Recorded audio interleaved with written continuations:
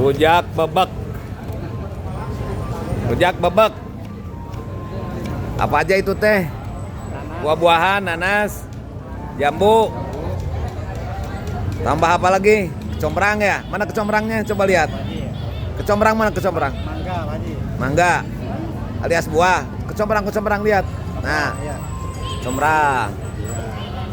Combrang. Cabainya satunya. Satu-satu aja cabainya. Rujak bebek. Nah. Asli ini rujak bebek, pakai gula aren ya. Gula aren. Gula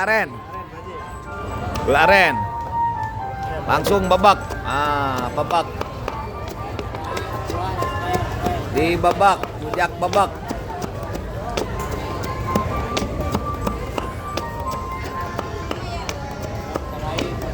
Cara wisuda ada yang ada yang jualan rujak bebek acara wisuda nih. Nah,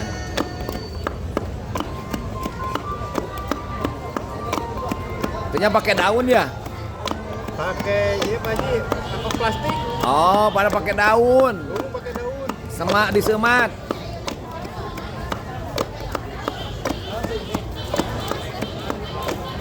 Ya, saya cari-cari rujak bebek anu di kieu.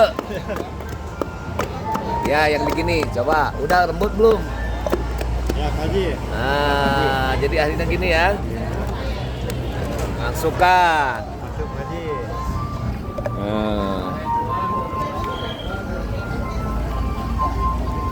Berapa teh harganya tuh teh? 10, Pak Haji. 10.000.